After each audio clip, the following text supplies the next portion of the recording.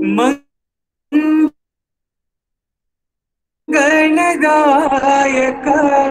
हे गणनाथ, मंगलदायक हे गणनाथ, मंगलदायक हे गणनाथ,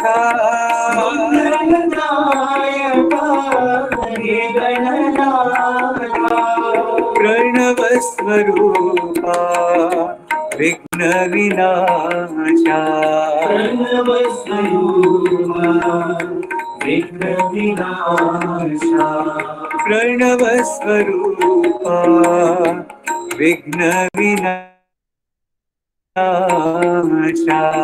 प्रणव स्वरूपा विघ्न विनाशा, हे शिवनंदन पाहि दयाला, हे शिवनंदन पाहि दयाला, हे शिवनंदन पाहि दयाला, हे शिवनंदन पाहि दयाला, पतिपुरीश्वर जगत परिपाला, पतिपुरीश्वर जगत परिपाला, पतिपुरीश्वर जगत परिपाला, पतिपुरीश्वर जगत परिपाला, प्रणव स्वरूपा विघ्न विनाशा, प्रणव स्वरूपा विघ्न विनाशा, प्रणव स्वरूपा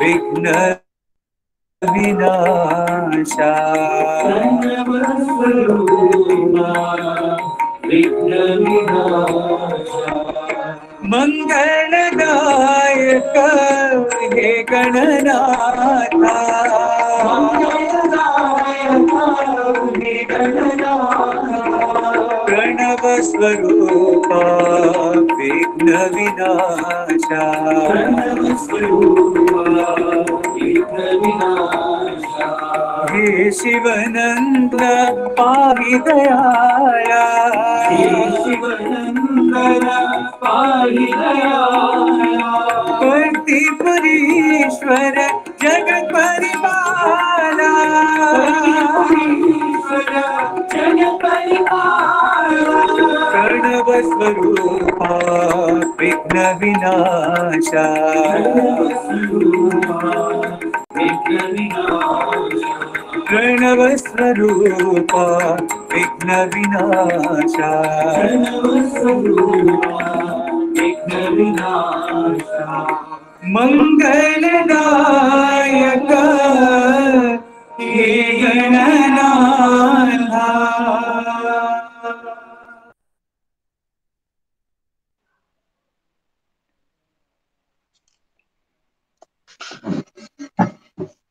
ओम श्री साई राम।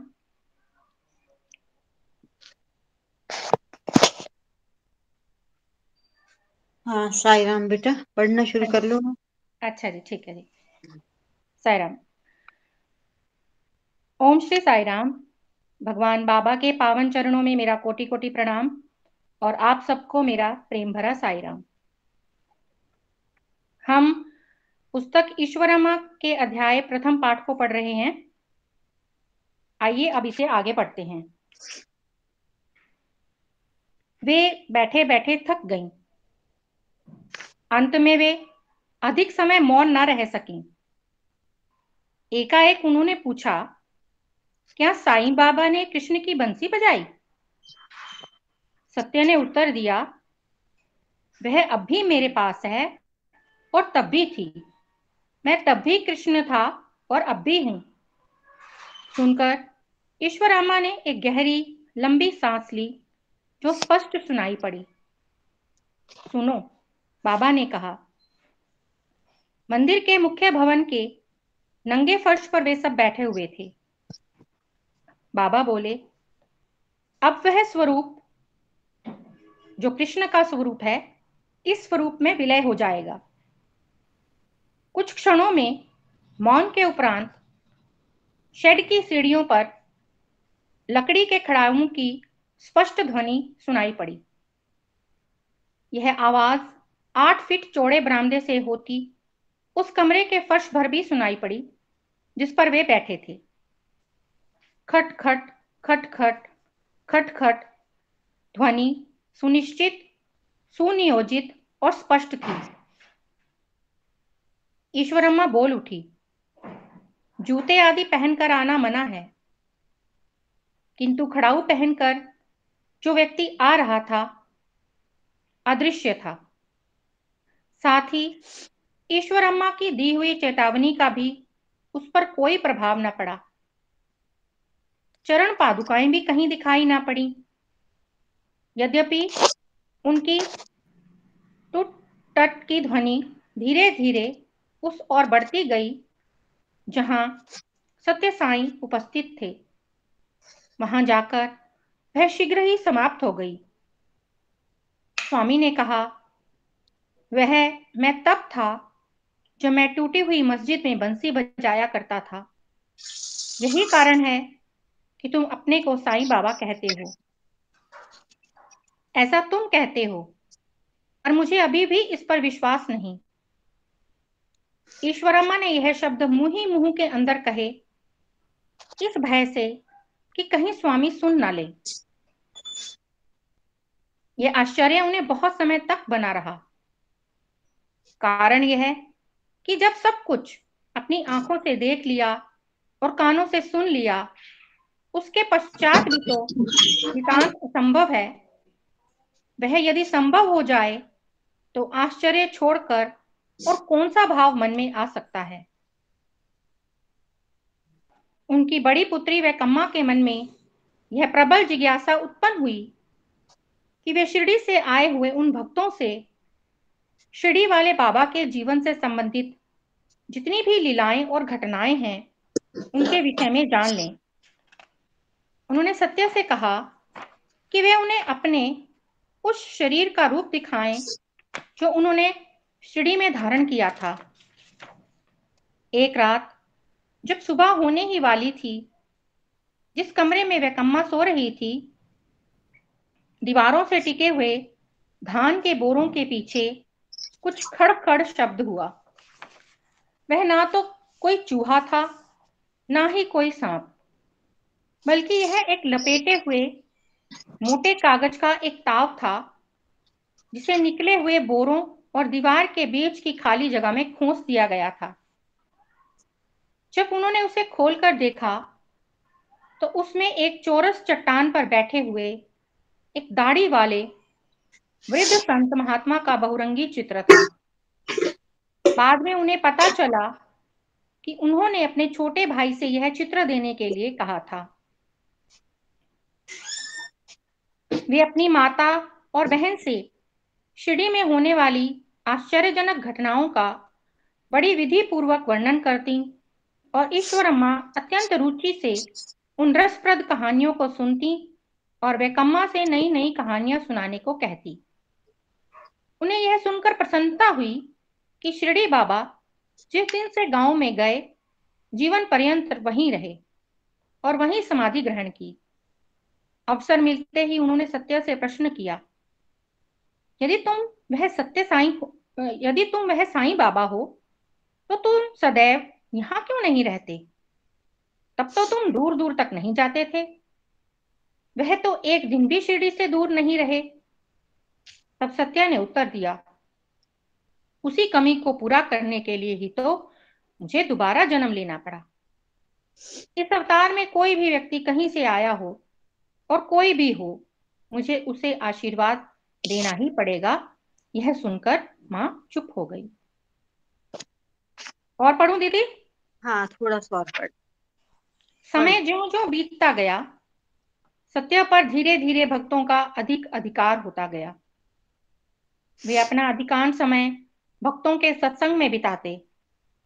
अब वे परिवार से उतने ही दूर होते जाते थे। ईश्वरम्मा को कष्ट भले ही हुआ और उन्होंने निश्चय किया कि वे अब बरामदे में बने हुए कमरों में से एक कमरे में स्थायी रूप से रहेंगे।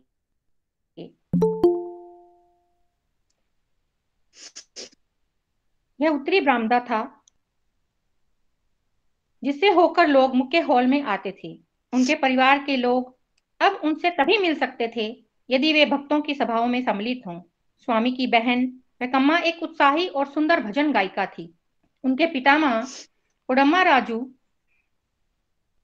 85 वर्ष के होते हुए भी नित्य अपनी लकड़ी टेकते हुए भजन मंदिर में दर्शन के लिए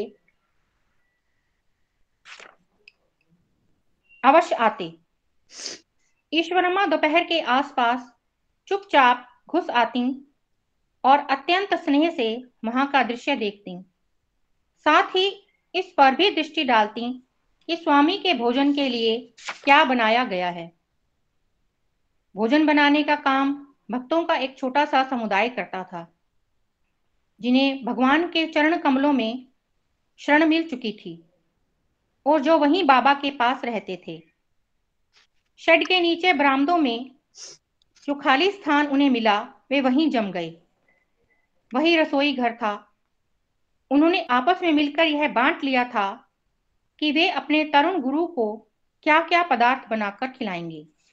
साई राम साई राम साई राम। जैसे जैसे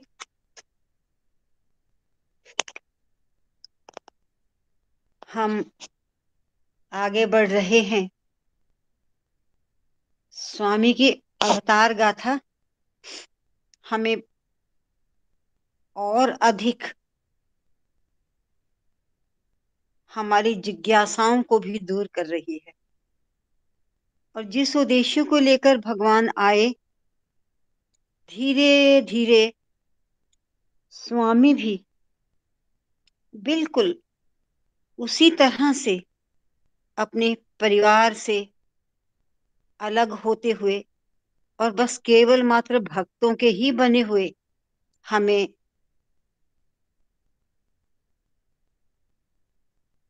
हमारे सामने अपने आप को प्रस्तुत कर रहे हैं। आज जहां से हमने पढ़ना शुरू किया, एक ग्रुप आया था भक्तों का उर्वाकोंडा से, और माता ईश्वरम्मा के साथ वो पहुंचे। माता ईश्वरम्मा उनको लेकर आई। ये जो ग्रुप था कमलापुर से आए हुए भक्तों के उस समूह के साथ ईश्वरम्मा को देखकर सत्य साई संभवतः उन पर ध्यान देंगे और ये पूछेंगे कि असमय की इस बेला में वे उनके सामने क्यों उपस्थित हैं। वे बहुत समय तक मन ही मन उनकी प्रशंसा करती हुई इस आशा में बैठी रही, लेकिन इस ग्रुप के साथ वो आई और उनके मन में ये विचार श्रृंखला चल रही थी कि मेरे से पूछेंगे, लेकिन ऐसा कुछ भी नहीं हुआ।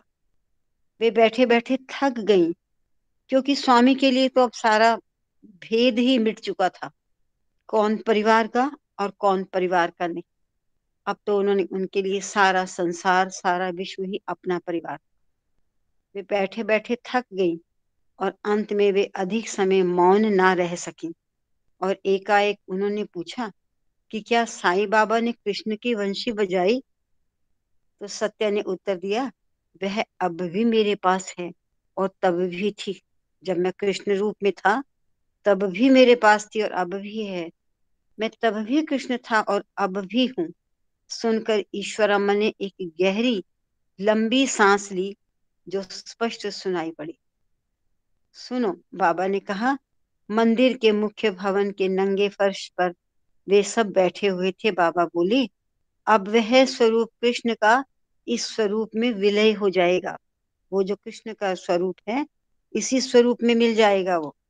और कुछ ही क्षणों के में मौन के उपरांत शेड की सीढ़ियों पर लकड़ी के खड़ाऊं की स्पष्ट आवाज सुनाई पड़ी।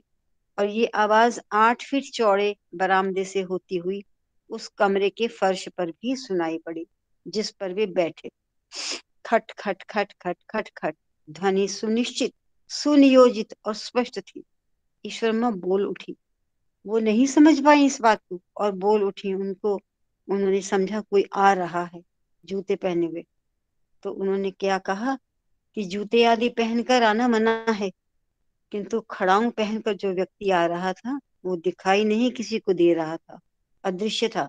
साथ ही ईश्वरम्मा की दी हुई चेतावनी का भी उस पर कोई प्रभाव न पड़ा। पादुकाएं भी कहीं दिखाई न पड़ी। यद्यपि उनकी खट खट की ध्वनि धीरे धीरे उस ओर बढ़ती गई जहां सत्य साई उपस्थित थे। वहां जाकर वह शीघ्र ही समाप्त हो गई। जहां स्वामी बैठे थे वहीं वो जाकर समाप्त हो गई। तो स्वामी ने कहा, वह वह मैं तब था जब मैं टूटी हुई मस्जिद में बंशी बजाया करता था। यही कारण है कि तुम अपने अपने को साईं बाबा कहते हो। ऐसा तुम कहते हो, पर मुझे अभी भी इस बात पर विश्वास नहीं है। ईश्वर अम्मा ने ये शब्द मुंह ही मुंह के अंदर कहे। उन्होंने बोलकर स्पष्ट नहीं कहे, अपने आप से ही वो शब्द कहे, इस भय से कि कहीं स्वामी सुन न ले। ये आश्चर्य उन्हें बहुत समय तक बना रहा। कारण ये कि जब सब कुछ अपनी आंखों से देख लिया और कानों से सुन लिया, इसके पश्चात भी जो नितांत असंभव है, यदि वह संभव हो जाए तो आश्चर्य छोड़कर और कौन सा भाव मन में आ सकता है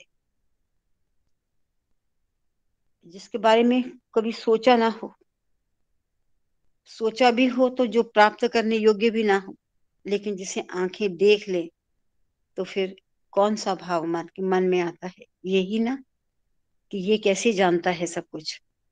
तो उसकी बड़ी बड़ी पुत्री वेंकम्मा के मन में ये प्रबल जिज्ञासा उत्पन्न हुई कि वे शिरडी से आए हुए उन भक्तों से शिरडी वाले बाबा के जीवन से संबंधित जितनी भी लीलाएं और घटनाएं हैं उनके विषय में जान ले। उन्होंने सत्य से कहा कि वे अपने उस शरीर का रूप दिखाएं जो उन्होंने शिरडी में धारण किया था। एक रात जब सुबह होने वाली थी तो जिस कमरे में वेंकम्मा सो रही थी, दीवारों से टिके हुए धान के बोरों के पीछे कुछ खड़खड़ शब्द हुआ। वह ना तो कोई चूहा था ना ही कोई सांप, बल्कि वह एक लपेटे हुए मोटे कागज का एक ताव था जिसको निकले हुए बोरों और दीवार के बीच की खाली जगह में खोस दिया गया था। खाली जगह में था वो। और तब उन्होंने उसे खोलकर देखा तो उसमें एक चौरस चट्टान पर बैठे हुए एक दाढ़ी वाले वृद्ध संत महात्मा का बहुरंगी चित्र था।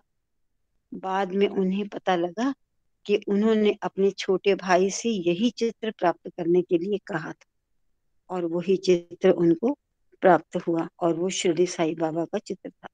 ईश्वरम्मा को भी एक बार सपने में सत्या दाढ़ी वाले बाबा के रूप में ही दिखाई दिए। वे अपनी माता और बहन से शिरडी में होने वाली आश्चर्यजनक घटनाओं का बड़ी विधि पूर्वक वर्णन करती और ईश्वरम्मा अत्यंत रुचि से उन रसप्रद कहानियों को सुनती और वेंकम्मा से नई नई कहानियां सुनाने के लिए कहती। उन्हें ये सुनकर प्रसन्नता हुई कि शिरडी बाबा जिस दिन से गांव से गए जीवन पर्यंत वहीं रहे और वहीं समाधि ग्रहण की।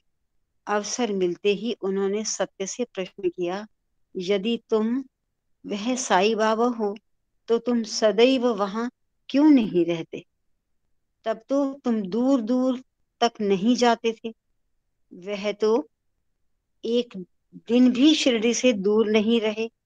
तब सत्य ने उत्तर दिया, उसी कमी को पूरा करने के लिए ही तो मुझे दोबारा जन्म लेना पड़ा है। कि शिरडी बाबा एक ही जगह पर रहते थे, वो कहीं नहीं गए। इसी कमी को गए तो परती बाबा भी कहीं नहीं गए, बहुत कम गए। वो पुट्टापर्थी में ही रहे, पुट्टापर्थी में ही रहकर उन्होंने सारे विश्व को इकट्ठा कर लिया, उन उन जीवात्माओं को इकट्ठा कर लिया, दिव्य आत्माओं को, जिनका स्वामी के साथ पूर्व पूर्व जन्म का किसी भी अवतार में, राम अवतार में, कृष्ण अवतार में उनका उनका रिश्ता संबंध था अपने भक्तों के साथ। और उसी कमी को पूरा करने के लिए ही मुझे दोबारा जन्म लेना पड़ा। इस अवतार में कोई भी व्यक्ति कहीं से आया हो और कोई भी हो, मुझे उसे आशीर्वाद देना ही पड़ेगा। ये सुनकर माँ चुप हुई। सबको आशीर्वाद दिया, सबको स्वामी ने अपने फोल्ड में लिया, सबको सब पर अपनी दिव्य कृपा बरसाई, अपनी दिव्य दृष्टि दी स्वामी ने। तो समय जो जो बीतता चला गया, सत्य पर धीरे धीरे भक्तों का अधिक अधिकार होता गया। अब वो परिवार के, तो उन्होंने पहले ही कह दिया था कि मैं तो, ये सारा संसार मेरा परिवार से अलग होते जा रहे थे वो, और अधिकांश समय भक्तों के सत्संग में बिताते। अब वे परिवार से उतने ही दूर होते जाते थे। ईश्वरम्मा को कष्ट भले ही हुआ, पर उन्होंने निश्चय किया कि वे अब बरामदे में बने हुए कमरों में से एक कमरे में स्थायी रूप से रहेंगे। स्वामी ने निश्चय कर लिया कि जो ये कमरे बने हैं, मैं उन्हीं में से एक कमरे में रहूंगा। ये उत्तरी बरामदा था, जिससे होकर लोग मुख्य हाल में आते थे। उनके परिवार के लोग अब उनसे तभी मिल सकते थे यदि वे भक्तों की सभा में सम्मिलित हों। अब वो असाधारण नहीं थे, स्पेशल लोग नहीं थे कि जब आए और वो सत्या से मिल सके। अब तो वो तभी मिल सकते थे, वो भक्तों के बीच में ही मिल सकते थे। कि बहन वेंकम्मा एक उत्साही और सुंदर भजन गायिका थी। उसके पितामह गोंडा महाराजू, वो तो इसीलिए भजन गाती थी वो, और 95 वर्ष के होते हुए भी नित्य प्रति अपनी लकड़ी टेकते हुए भजन मंदिर में दर्शन के लिए अवश्य आती। गोंडा महाराज ईश्वरमा दोपहर के आसपास चुपचाप घुस आती और अत्यंत स्नेह से वहां का दृश्य देखती, साथ ही इस पर भी दृष्टि डालती कि स्वामी के भोजन के लिए क्या बनाया जा रहा है। बस माँ होने के नाते उनका सबसे बड़ा यही इंटरेस्ट था कि मेरे बच्चे के लिए क्या खाना बना है, उसको क्या खिलाया गया। भोजन बनाने का काम भक्तों का एक छोटा सा समूह करता था, जिसे भगवान के चरण कमलों में शरण मिल चुकी थी, और जो वही बाबा के पास ही रह, जिनको भगवान ने चुन लिया था, जिनको ऐसी दिव्य दृष्टि दी थी कि जिन्होंने भगवान की दिव्यता को स्वीकार कर लिया था। उनके लिए वो एक बच्चा नहीं था, एक बालसाई नहीं था, उनके लिए तो वो एक दिव्य स्वरूप था। और उन्होंने स्वामी के पास ही रहना निश्चित किया। स्वामी ने उनको चुन लिया और शेड के नीचे बरामदों में जो खाली स्थान उन्हें मिला, वे वहीं जम गए।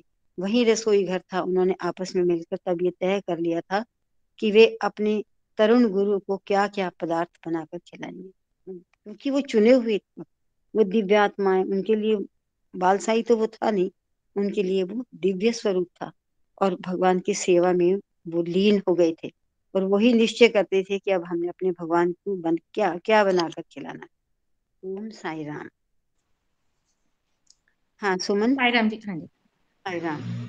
आगे के उन वर्षों में बाबा के पास आने वाले भक्तों में अधिकांश ऐसे भाग्यहीन थे जिन पर भूत प्रेत का प्रभाव लगता था और जिन्हें उनके घर परिवार वाले स्वामी को क्षितिज पर उगने वाली आशा की एक नई किरण समझकर लाते थे। मैंने एक मारवाड़ी महिला का वृतांत सुना। इसका संपूर्ण जीवन एक पिशाच ने, जो उस पर हावी था, नर्क बना रखा था। स्वप्न में दिखाई पड़ने वाला वह राक्षस उस महिला के मुख से बार बार यही शब्द कहलाता था, मुझे पुट्टापर्थी ले चलो, मैं चला जाऊंगा। पुट्टापर्थी क्या है? यह कोई स्थान है, व्यक्ति है, दवा है, रत्न है, अथवा कोई मूर्ति? यह किसी को ज्ञात ना था।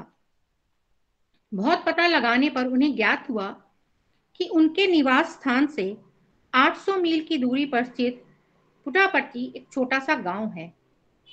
उन लोगों ने उस महिला के हाथ में एक लिखा हुआ कागज का टुकड़ा देकर उसे अकेले ही पुट्टापर्थी भेज दिया। उसमें लिखा था, जिस प्रेत ने इस महिला पर अधिकार कर रखा है, वह केवल पुटापर्ती में बाल साई द्वारा ही छोड़कर जाने को तैयार है।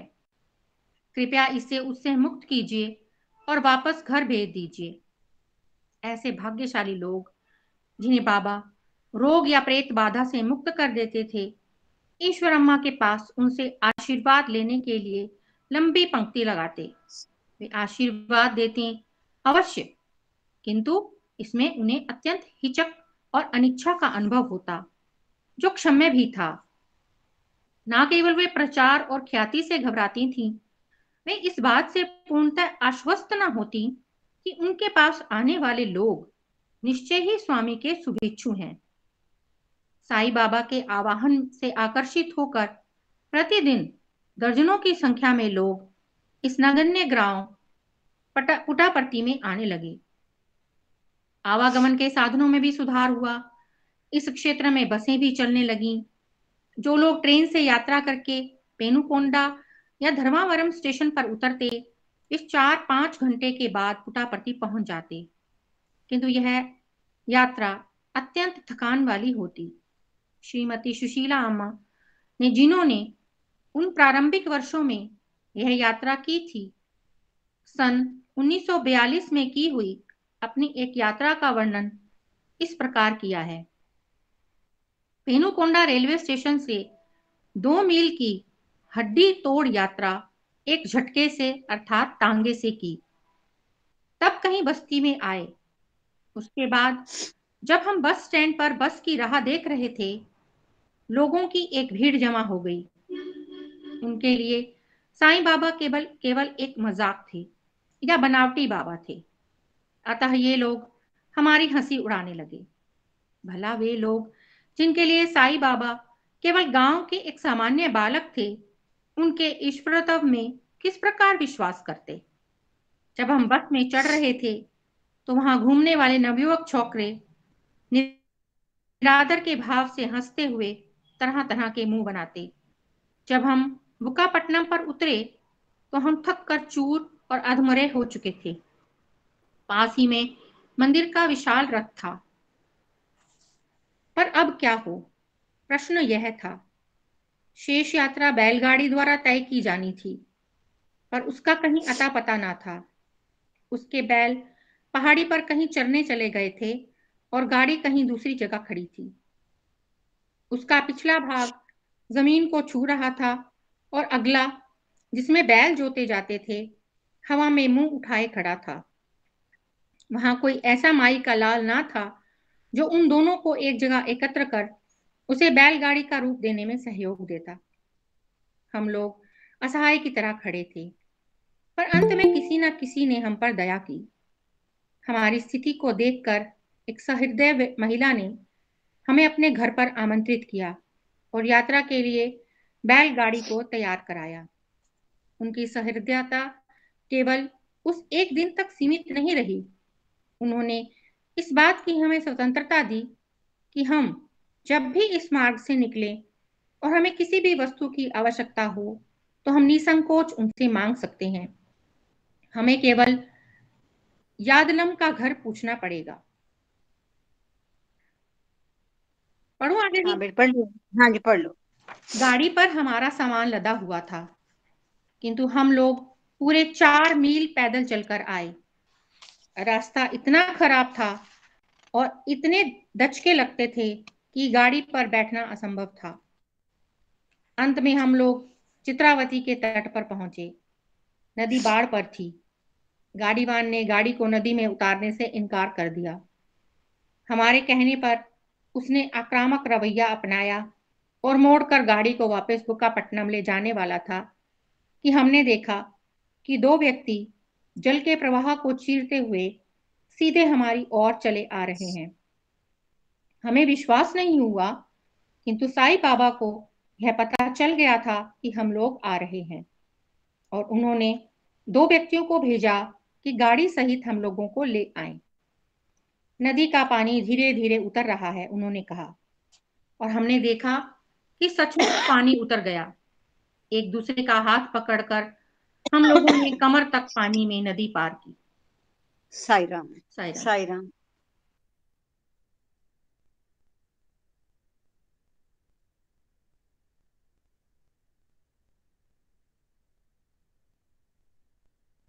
उनकी बड़ी पुत्री ईश्वरम्मा की जो बड़ी पुत्री वेंकम्मा ने अपनी इच्छा, बड़ी प्रबल इच्छा, उसने प्रबल जिज्ञासा प्रकट की थी कि वे शिरडी से आए हुए उन जो भक्त हैं उनसे बाबा के जीवन के बारे में जाने, उनकी लीलाएं, घटनाओं के बारे में जान सके।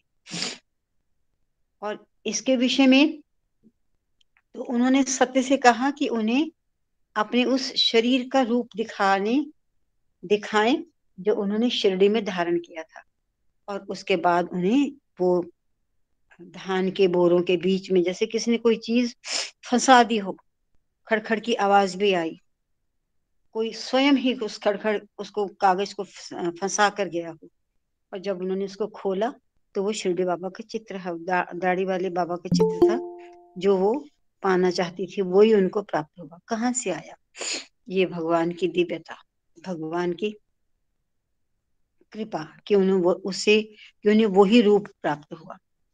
तो वे अपनी माता और बहन से शिरडी में होने वाली आश्चर्यजनक घटनाओं का बड़ी विधि पूर्वक वर्णन करती और ईश्वरम्मा अत्यंत रुचि से इन रसप्रद कहानियों को सुनती और वेंकम्मा से नई नई कहानियां सुनाने को कहती। उन्हें ये सुनकर प्रसन्नता हुई कि शिरडी बाबा जिस दिन से गांव में गए जीवन पर्यंत वहीं रहे और वहीं समाधि ग्रहण की। बस उनको ये बात बहुत अच्छी लगती कि वो कहीं कहीं घूमे नहीं, और अगर सत्या शिरडी का अवतार है तो ये भी यही रहेगा और गांव से बाहर नहीं जाएगा। यही माँ के लिए सबसे बड़ा संतोष था।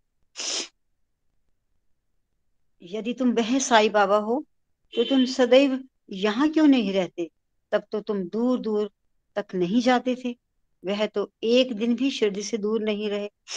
तो तब सत्य ने उत्तर दिया कि उसी कमी को पूरा करने के लिए ही मुझे दोबारा जन्म लेना पड़ा है। बाबा भी कहीं जाते नहीं थे, लेकिन थोड़ा बहुत गए जाते थे। तो इस अवतार में कोई भी व्यक्ति कहीं से आया हो और कोई भी हो, मुझे उसे आशीर्वाद देना ही है, ऐसा स्वामी ने कहा। और ये सुनकर मां चुप। कोई भी आए, किन्हीं भी परिस्थितियों में आए, मुझे उसको आशीर्वाद देना ही। समय ज्यों ज्यों बीतता चला गया, धीरे धीरे भक्तों का अधिकार होता गया। वे अपने अधिकांश समय अब स्वामी भक्तों के बीच में ही बिताते और अब भी परिवार से भी उतने ही दूर होते जाते। वो दूर ही हो गए थे अब तो। और ईश्वरामा को कष्ट भले ही हुआ, पर उन्होंने निश्चय किया कि अब बरामदे में बने हुए कमरों में से एक कमरे में स्थायी रूप से रहेंगे। स्वामी ने निश्चय कर लिया। और उनके परिवार के लोग अब उनसे तभी मिल सकते थे यदि वे भक्तों की सभाओं में सम्मिलित होंगे। जैसे भक्तों को मिलते स्वामी, ऐसे ही वो उनसे मिल सकते थे, इत्यादि इत्यादि। ये सारा दृश्य हमने, ये सारा वर्णन हमने पढ़ा। और शुरू के उन वर्षों में बाबा के पास आने वाले भक्तों में अधिकांश ऐसे भाग्यहीन थे जिन पर भूत प्रेत का प्रभाव लगता था। भाई हमारे समाज की ये एक रीति रही है, और ऐसे रोगी भी रहे हैं कि जिन पर भूत प्रेत का प्रभाव लगता था और जिन्हें उनके घर परिवार वाले स्वामी को क्षितिज पर उगने वाली आशा की एक नई किरण समझकर लाते थे। ये दिव्य बालक है, ये दिव्य साई है जो इस रोग से मुक्ति दिला देगा। और मैंने एक मारवाड़ी महिला का वृतांत सुना। उसका संपूर्ण जीवन एक पिशाच ने, जो उस पर हावी था, नर्क बना रखा। स्वप्न में दिखाई पड़ने वाला वह राक्षस उस महिला के मुख से बार बार यही शब्द कहलाता था, मुझे पुट्टपर्ती ले चलो, मैं चला जाऊंगा। पुट्टपर्ती क्या है ये कोई नहीं जानता था। ये कोई स्थान है, व्यक्ति है, दवा है, रत्न है, अथवा कोई मूर्ति, वह किसी को भी मालूम न था। और बहुत पता लगाने पर उन्हें ज्ञात हुआ कि उनके निवास स्थान से 800 मील की दूरी पर स्थित पुट्टपर्ती एक छोटा सा गांव है। और उन लोगों ने उस महिला के हाथ में एक लिखा हुआ कागज का टुकड़ा देकर उसे अकेले ही पुट्टपर्ती भेज दिया। और उसमें लिखा था, जिस प्रेत ने इस महिला पर अधिकार कर रखा है वह केवल पुट्टपर्ती में बालसाई के द्वारा ही छोड़कर जाने को तैयार है। कृपया इसे उससे मुक्ति प्रदान कीजिए और वापस घर भेज दीजिए। ऐसे लिख दिया उन्होंने। ऐसे भाग्यशाली लोग जिन्हें बाबा रोग या प्रेत बाधा से मुक्त कर देते थे, ईश्वर माँ के पास उनसे आशीर्वाद लेने के लिए लंबी पंक्ति लगाते थे। तब माँ भी इसी बदल का काम इस तरह से करने करने लगी थी। ईश्वरम्मा के पास वो लंबी पंक्ति लगाती थी और वे आशीर्वाद देती, अवश्य अवश्य, किंतु इससे उन्हें अत्यंत हिचक और अनिच्छा का अनुभव होता, जो क्षम्य भी था। न केवल वे प्रचार और ख्याति से घबराती थी, वे इस बात से भी पूर्णतः आश्वस्त न होती थी कि उनके पास आने वाले लोग निश्चय ही स्वामी की शुभेच्छु हैं। उनकी इनसिक्योरिटी अभी भी इस तरह से बनी हुई थी, जो अपने बच्चे के प्रति उनका जो लगाव था वहीं पर वो आकर टिक जाती थी कि ये नहीं पहुंचाएंगे, इत्यादि इत्यादि। यही थी उनकी असुरक्षा की भावना, और तरह तरह ठीक हो जाओगे, इत्यादि इत्यादि। ये जो एस्पेक्ट हमने आज पढ़ा है कि जो प्रेत बाधाओं से ग्रसित लोग होते थे वो स्वामी के पास आते थे। बहुत पहले जब सेवा, प्रशांति सेवा में हम भी जाने लगे, बहुत पहले, शायद तो वो हरियाणा हरियाणा हमारे साथ गुजरात होता था, तो पहली या दूसरी सेवा थी। स्वामी ने अपने श्री कर कमलों से सबको हमें साड़ियां दी थी। हरियाणा की पहली सेवा थी, लेडीज बीच में थी। तो उस समय एक, मुझे आज तक उनका उनका चेहरा भी याद आ रहा है, वो सिरसा से थी, एक महिला। तो उन्होंने बताया वो बहुत पहले से आते थे, जब ऐसे बहुत कठिनाइयों से पुट्टापर्थी में पहुंचना पड़ता था, चित्रावती को पार करते हुए इत्यादि। तो उन्होंने कहा, उन्होंने बताया था कि कैसे उनकी ग्रसा हुआ था, तो स्वामी ने उनसे हमें मुक्त किया था। तो तब हमने प्रश्न भी किया था, क्या स्वामी ऐसा ऐसे लोगों का निदान भी करते? कहते हाँ करते हैं, लेकिन हमने कभी ऐसा फिर देखा नहीं। लेकिन शुरू शुरू में आज ये उदाहरण मैंने देखा, पढ़ा है कि जिसमें ऐसे लोग, ग्रसित लोग आते थे और स्वामी उनको उनके रोगों से मुक्त करते थे। और साईं बाबा के आवाहन से आकर्षित होकर प्रतिदिन दर्जनों की संख्या में लोग इस छोटे से गांव पुट्टापर्थी में आने लगे। वो तो डिवाइन की दिव्यता शुरू थी, और वही वही वो स्वामी की डिविनिटी सबको, उन जीवात्माओं को, दिव्यात्माओं को बुला रही थी अपने नजदीक, जिनका उनके साथ जन्म जन्मों का पिछला संबंध था, सबको वो बुला रही थी। न केवल भारतवर्ष में ही, अपितु विदेशों से भी अनंत भक्त स्वामी के पास अपने आप खींचे चले आए। चाहे वो किसी पुस्तक के माध्यम से, किसी एक उनके किचन गार्डन, उनके गार्डन में कोई दर्शन होता उस बाबा के स्वरूप का, उसके माध्यम से,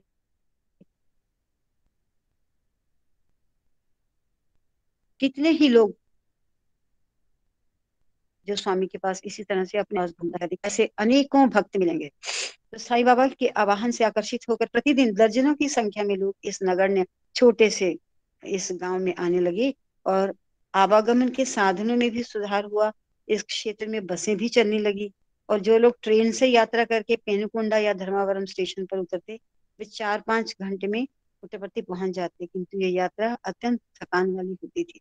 श्रीमती सुशीला माँ ने, जिन्होंने इस प्रारंभिक वर्षों में यात्रा की थी, सन 1942 में की हुई अपनी एक यात्रा का वर्णन इस प्रकार किया है। पेनुकोंडा रेलवे स्टेशन से 2 मील की हड्डी तोड़ यात्रा एक झटके टांगा में की, और टांगे को झटका बोलते होंगे, झटके में की। तब कहीं तब कहीं बस्ती में आए, और उसके बाद हम बस स्टेशन पर जब हम बस स्टेशन पर बस की राह देख रहे थे, तो लोगों की एक भीड़ जमा हो गई। उसके लिए साईं बाबा केवल एक मजाक थी या बनावटी बाबा थे, अतः वे लोग हमारी हंसी उड़ाने लगे। ऐसे भी लोग थे जो इस वास्तविकता को स्वीकार करने को तैयार नहीं थे, जिनके जिनके आगे सांसारिकता की पट्टी बंधी हुई थी, तो उनके ईश्वरत्व में किस प्रकार विश्वास करते। जब हम बस पर चढ़ रहे थे, तो वहां घूमने वाले नवयुवक छोकरे निरादर के भाव से हंसते और तरह तरह के मुंह बनाते। जब हम बुक्कापट्टनम पर उतरे, तो हम थक कर चूर और अधमरे हो चुके थे, और पास ही में मंदिर का विशाल रथ था। पर अब क्या हो? अब प्रश्न था, शेष यात्रा बैलगाड़ी के से तय की जानी थी, पर उसका कहीं अता पता ना था। बैलगाड़ी मिले कहाँ से, कैसे? तो फिर कैसे देखा उन्होंने कि वो पहाड़ी पर बैल तो चरने गए हुए हैं और बैल मानो हवा ले रही हो, और तभी असहाय से खड़े थे। और अंत में किसी ने हम पर दया की और हमारी स्थिति को देखकर एक सहृदय महिला ने अपने घर पर आमंत्रित किया और यात्रा के लिए बैलगाड़ी को तैयार करवाया। और उनकी सहृदयता केवल एक दिन तक सीमित नहीं रही। उन्होंने इस बात की हमको स्वतंत्रता दी कि हम जब भी इस मार्ग से निकले, हमें किसी भी वस्तु की आवश्यकता हो तो हम निसंकोच उनसे मांग सकते हैं। हमें केवल यादलम का घर पूछना पड़ेगा। ये उन्होंने अपना नाम भी बता दिया, यादलम का घर पूछना पड़ेगा। आपको जब भी आप इस रास्ते से गुजरे, कैसी भी आवश्यकता हो, आप प्लीज हमसे जरूर कांटेक्ट कीजिएगा। ऐसे सहृदय लोग भी थे जो नवागंतुक भक्त आते थे, उनके लिए उनका कंसर्न था कि ये लोग पुट्टपर्ती में आए हैं तो हम भी उनकी कैसे सहायता कर पाए। गाड़ी पर हमारा सामान लदा था, किंतु हम लोग पूरे 4 मील पैदल चलकर आए। रास्ता इतना खराब था और इतने दचके वो हिचकोले से लगते कि गाड़ी पर बैठना असंभव था। अंत में हम लोग चित्रावती के तट पर पहुंचे और नदी में बाढ़ थी। अब यहाँ भी स्वामी कितने ही ऐसे भक्तों के मिरेकल्स होंगे कि चित्रावती लबालब पानी से भरी हुई है, बाढ़ आई हुई है, और भक्त आए हैं और कोई ना कोई ऐसा कारण बना कि चित्रावती ने मानो उनको रास्ता दिया और बाढ़ नीचे हो जाती थी तो गाड़ीवान ने गाड़ी को नदी में उतारने से इनकार कर दिया। हमारे कहने पर उसने आक्रामक रवैया, हमने इन्होंने जिद की होगी उतारो, तो उसने आक्रामक रवैया अपनाया और मोड़ कर गाड़ी को वापस बुक्कापट्टनम ले जाने वाला था कि हमने देखा कि 2 व्यक्ति जल के प्रवाह को चीरते हुए हमारी ओर, उसी बीच में क्या देखा कि 2 व्यक्ति जल के प्रवाह को चीरते हुए बड़ी तेजी से हमारी तरफ आ रहे हैं। और हमें विश्वास नहीं हुआ, किंतु साईं बाबा को ये पता था, ये पता चल गया कि हम लोग आ रहे हैं, और कि उन्होंने 2 व्यक्तियों को भेजा कि गाड़ी सहित हम उन लोगों को ले आए। नदी का पानी धीरे धीरे उतर रहा है और उन्होंने कहा, और हमने देखा कि सचमुच पानी उतर गया। एक दूसरे का हाथ पकड़कर हम लोगों ने कमर तक पानी में नदी पार कर। ऐसे ऐसी घटनाएं अनेक मिलती हैं। लबालब भरी हुई चित्रावती किनारे पर दूर से आए हुए भक्त खड़े हैं, लेकिन कई बार तो किन्हीं किन्हीं भक्तों को लेने स्वामी स्वयं भी खड़े, जो लोग साईं बाबा को पहचानते भी नहीं है कि हाँ सिर्फ इसीलिए जानकर आए कि पुट्टपर्ती में कोई बाल साईं, पहचानते भी नहीं, और वो एक किनारे पर खड़े हैं। उन्हीं से पूछ रहे हैं कि आप साईं बाबा को जानते हो, कहाँ हैं, इत्यादि इत्यादि इस तरह के प्रश्न। और नदी तो अपना रास्ता देती ही देती, नदी तो अपना रास्ता देती ही देती थी। तो स्वामी तो युग युग के राम हैं, कृष्ण हैं। वो राम हैं जिसने, समुद्र ने भी जिसको रास्ता दिया था, ऐसे ही ये साईं राम, आज के साईं राम अगर इस किनारे खड़े होते तो चित्रवती नदी रूपी जो समुद्र है वो भी आने वाले भक्तों को रास्ता देता। ओम साईं राम। हाँ बेटा आगे हाँ जी, हाँ जी, मैं पढ़ती हूँ। साईं राम जी। सुशीला अम्मा की यात्रा के 6 लंबे वर्षों बाद मेरी पत्नी और मैं सन 1948 में पहली बार पुट्टपर्ती आए। पेनकोंडा तक की ट्रेन यात्रा, टांगे के झटके, बस की परेशानी, बैलों की खोज, ऊपर नीचे वाला धचकेदार कच्चा रास्ता, गाड़ी के पीछे की पैदल चलाई, कीचड़, बालू और अचंभों का सिलसिला ठीक पहले की तरह था और हमें भी उसका सामना करना पड़ा। पाठकगण, आइए हम सुशीला माँ के शेष कहानी सुने। बाबा हमारा स्वागत करने के लिए राह देख रहे थे और वे इस वेग से हमारी ओर दौड़ते हुए आए जैसे कि एक माँ अपने बहुत थके और चलने में असमर्थ बालकों की ओर दौड़कर आती है। जितनी थकान का अनुभव हम कर रहे थे उससे कहीं अधिक यात्रा में उन्हें हमारी थकान का अनुभव हो रहा था। मात्रा में, बहुत अधिक मात्रा में उन्हें हमारी थकान का अनुभव हो रहा था। आओ आओ, स्वामी ने कहा, तुम लोग अवश्य बहुत थक गए होंगे। यात्रा, भूख प्यास और फिर यह नदी। मैं दोपहर से ही तुम लोगों की राह देख रहा था। वे हमें मंदिर में ले गए, जहां कुछ भक्तगण, छायम्मा, कृष्णाम्मा, सौभाग्याम्मा, सत्यवता अम्मा उपस्थित थी। ये देखो, मेरे बच्चे हैं जो अभी अभी आए हैं, उन्होंने कहा। इनकी थालियां भर दो, ये बहुत भूखे हैं। वे हमारे बगल में बैठ गए और उनके सांत्वना के मधुर शब्दों ने हमारी सारी थकान दूर कर दी। हमको वहां तक पहुंचने में जिस जिस कठिनाई का सामना करना पड़ा था, उन्होंने विस्तार से सारी बातें वहां के उपस्थित समुदाय को बताई। उनकी मधुर वाणी, उनकी प्रेममयी दृष्टि और मोहक मुस्कान, हम लोगों ने अपने अंतर को इस सब से खूब छक्कर भरा। फलस्वरूप ना तो हमें भूख मालूम हुई, ना थकान। हमारे सामने पत्तलें डाली गईं और उन पर खाना परोसा गया, तो हमें भूख ही न थी। हम केवल उनके मुख की ओर अपलक देखते ही रह गए। यह देखकर उन्होंने अपनी पत्तल में भोजन को मिलाया और उसके लड्डू बनाकर एक एक लड्डू हमारी पत्तल में परोस दिया। गर्मी की उस पूरी रात हम अंदर के आंगन में खुले आकाश के नीचे सोए। पुरुष साई की शैया के एक और महिलाएं दूसरी ओर।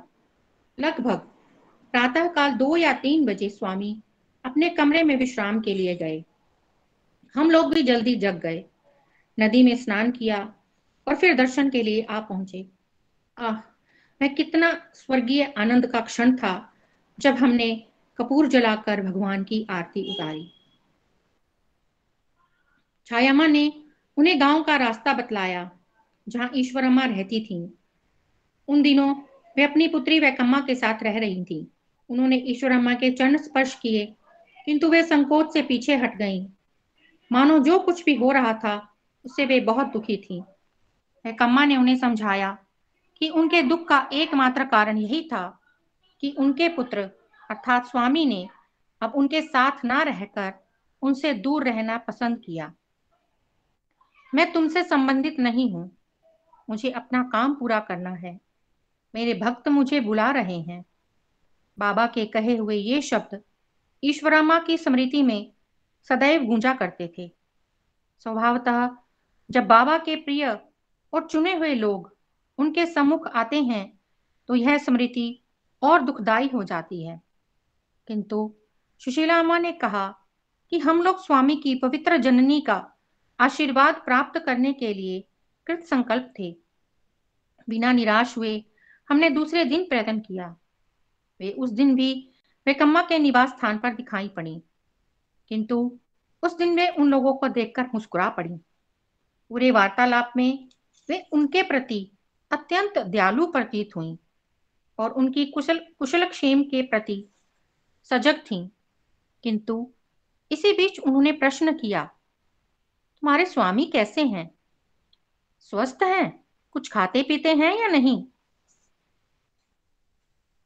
ईश्वरम्मा जब तक मंदिर में चली जाती थी, उन दिनों मंदिर में जाने के लिए उनके अथवा किसी और के लिए भी कोई निश्चित समय ना था। मंदिर के द्वार सदैव खुले रहते थे और कोई भी व्यक्ति किसी भी समय जाकर 16 वर्षीय साईं बाबा के दर्शन कर सकता था।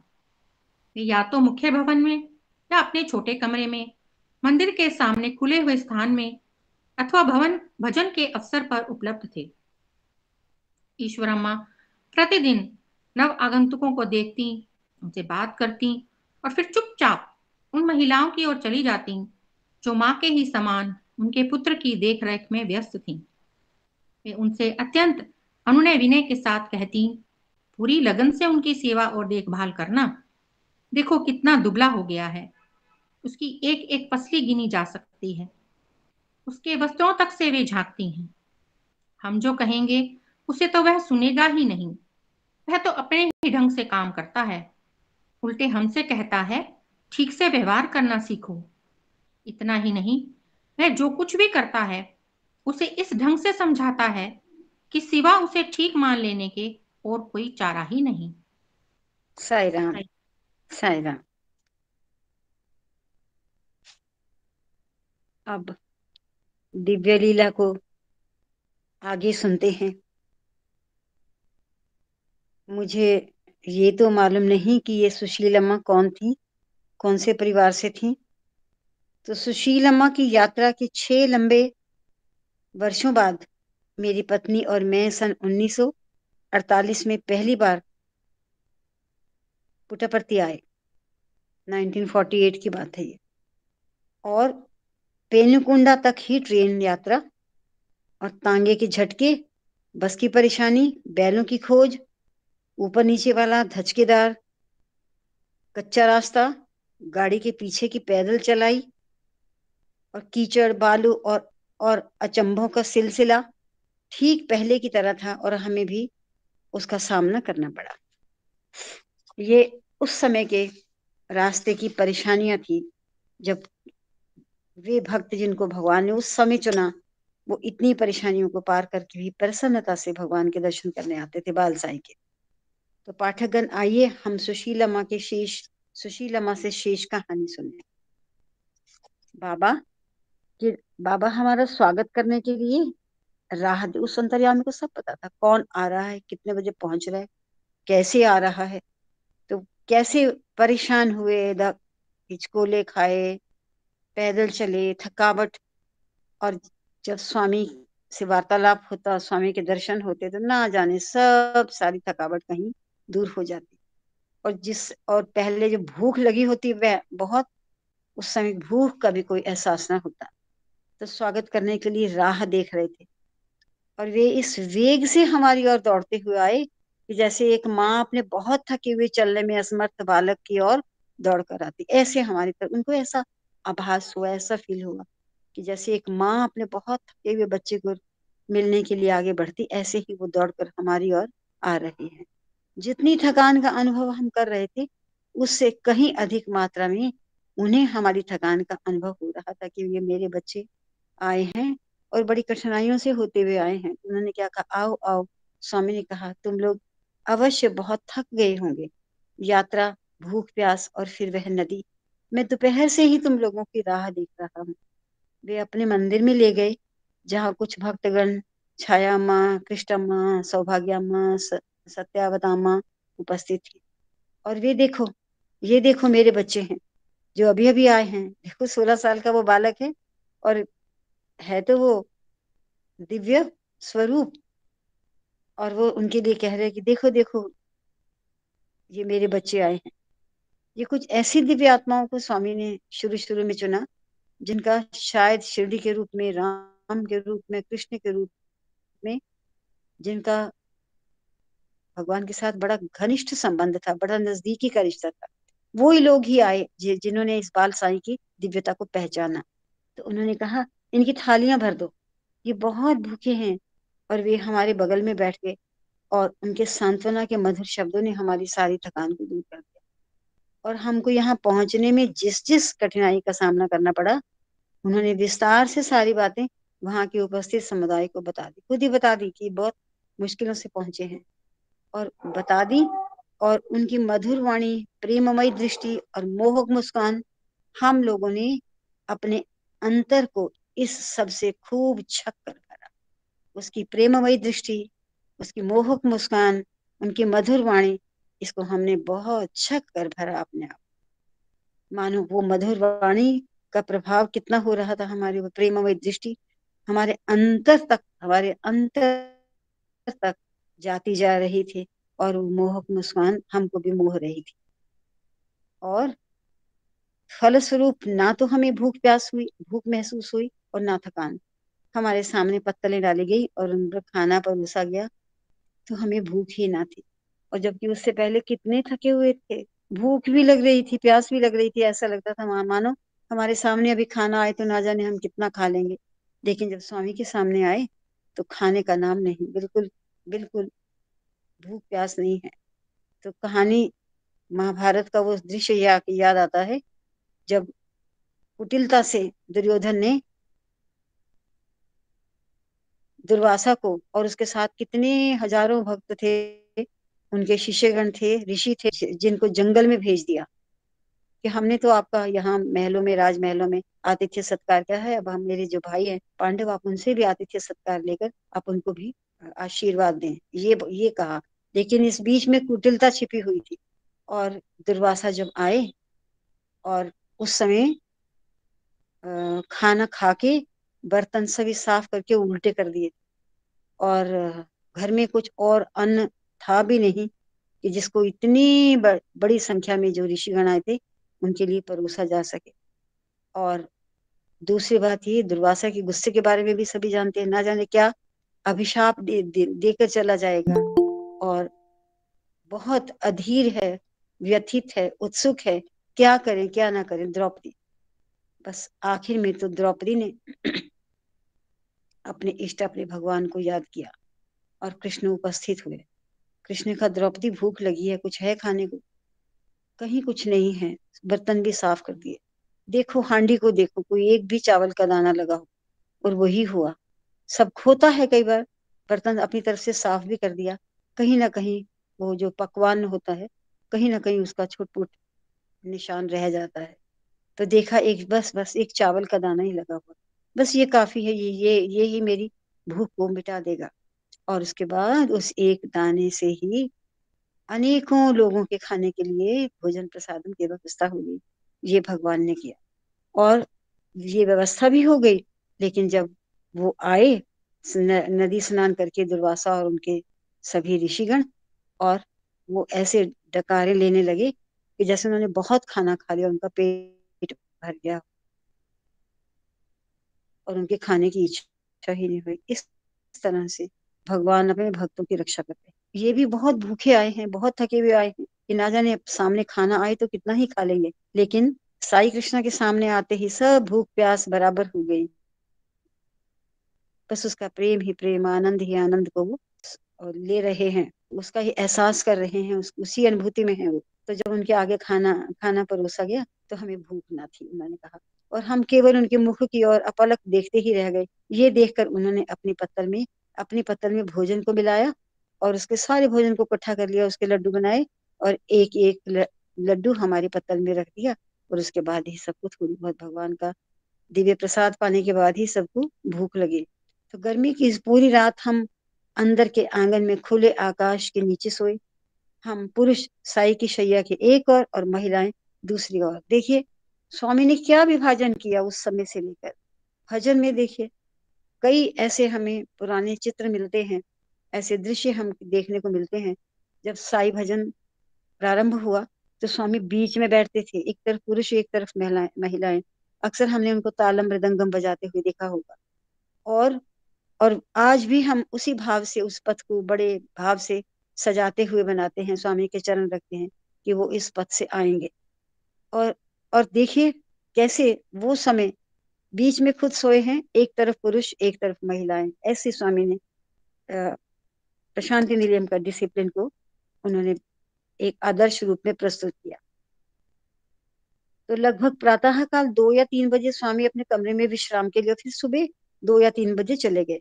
और हम लोग भी जल्दी उठ गए, स्नान किया और फिर दर्शन के लिए पहुंचे। और नदी में वो कितना स्वर्गीय आनंद का क्षण था जब हमने कपूर जलाकर भगवान की आरती पढ़ी। ओम साई राम। बहुत सुंदर कथा, दिव्य कथा। ये मैं तो इसको आज की भागवत ही कहती हूँ। ये भी भागवत कथा ही है जो हम सुनते हैं, पढ़ते हैं और इसका हम आनंद लेते हैं। ओम साई राम। समय हो गया, सब मिलकर हम ओंकारम शांति पाठ करते हैं।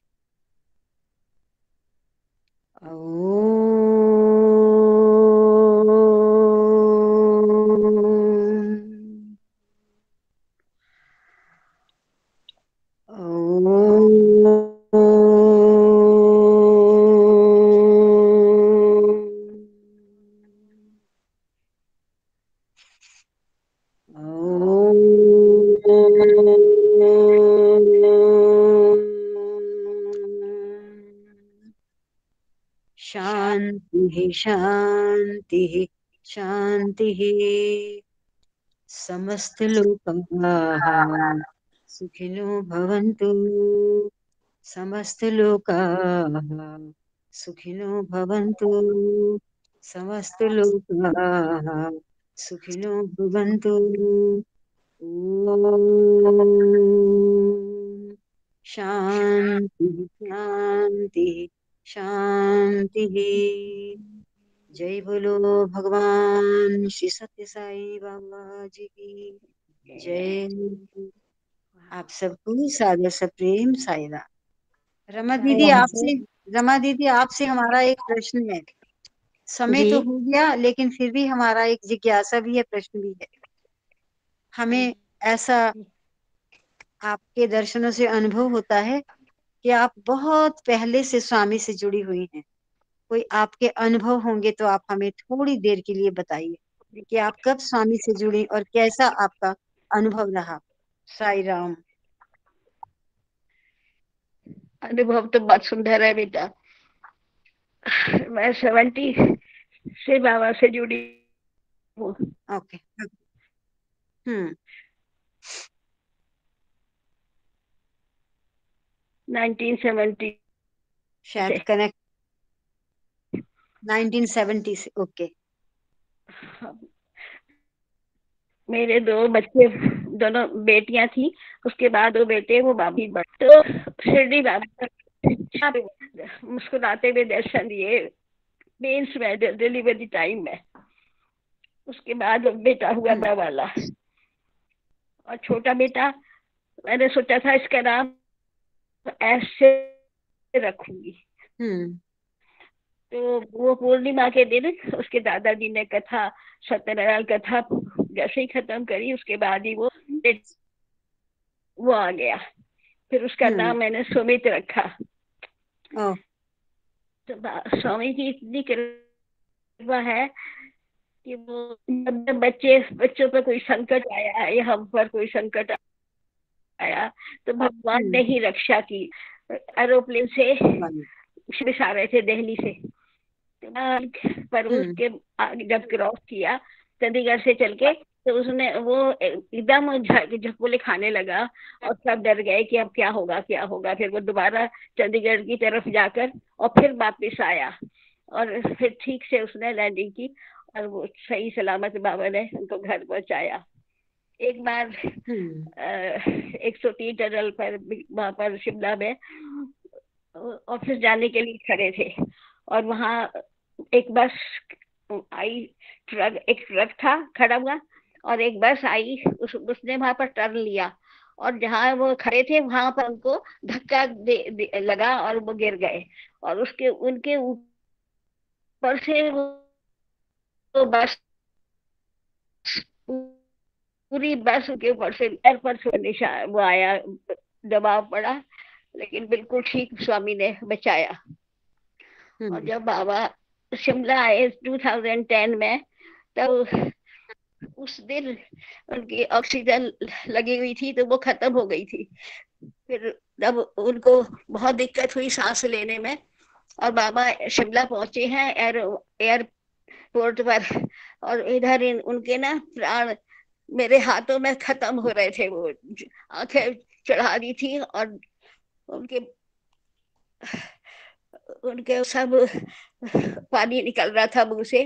तो मैं बहुत जोर जोर से चिल्लाई कि 4-5 घर तक आवाज गई होगी, बाबा बाबा स्वामी रक्षा करो रक्षा करो।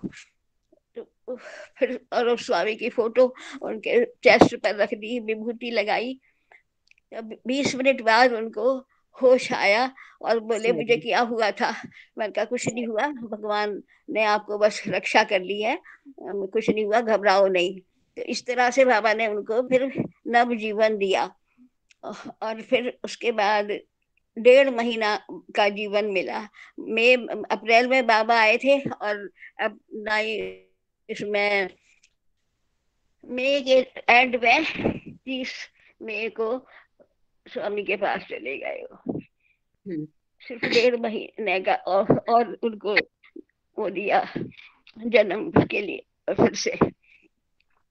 तो ऐसी उनकी महिमा है कि हम समझ नहीं पाते हैं। और मेरे को स्वप्न में भी बाबा ने दर्शन दिए कितनी बार। जो ये पुजारली में मंदिर बना है शिमला में, आनंद विलास, वहाँ वो 35 साल पहले मुझको दिखाई दिया, जहाँ वहां रहते थे 103 टनल से नीचे टूटी कंडी में। तो वहाँ तो मेरे पेट पर नाभि के पास सुई चलती थी, बारीक बारीक बारीक बारीक, 2-3 महीने तक चली। और उससे एस बना, फिर ओम बना, हिंदी का ओम और इंग्लिश का एस। तो ये भी बात मैंने स्वामी को बताई थी जब इंटरव्यू मिला था 78 में। तो बाबा बोले वहाँ स्वामी का ड्रीम हर किसी को नहीं आता, स्वामी की प्रेरणा से आता है। उसके बाद बाबा कितनी बार स्वप्न में आते रहे और कितने मेरे काम सफल किए हैं बाबा ने, पूर्ण किए हैं। हर वक्त हृदय में विराजित है। और सब जो भी मैं बाबा से प्रार्थना करती हूँ आज तक, वो सब उसको स्वीकार कर रहे हैं और पूर्ण कर रहे हैं। साई राम, साई राम जी। आज भी इसमें SSD ग्रुप में मैं शामिल हुई, 2 महीने हो गए, 2.5 महीने हो गया। तो उस इसमें तो आकर बाबा ने मेरे ऊपर बहुत विशेष कृपा की है कि मैं खुद से भजन लिखती भी हूँ, उसका स्वरबद्ध भी कर देती हूँ। वो प्रेरणा मुझे डॉक्टर भैया जी से मिली है और उन्होंने, स्वामी ने मुझे नई ऊर्जा दी है। हर बात पूरी करते हैं जो भी कहती हूँ, इतना भगवान का साथ और कृपा है साई राम। हर वक्त। जब भी आप चाहें आप ग्रुप में गा सकते हैं, जब भी आपकी मन में भाव होता है आप ग्रुप में अपना भजन गा सकते हैं। हमें भी बहुत अच्छा लगेगा सुनना। साई राम, साई राम जी, साई राम, साई राम। आपने बहुत दिव्य अनुभव सुनाए अपने। साई राम, साई राम दादी। साई राम, साई राम, साई राम। आप सबको सागर सब दिन Sai Ram, Sai Ram, Sai Ram, Sai Ram. I am also happy. I am also great grandmother. Sai Ram, Sai Ram, Sai Ram ji, Sai Ram, Sai Ram दादी।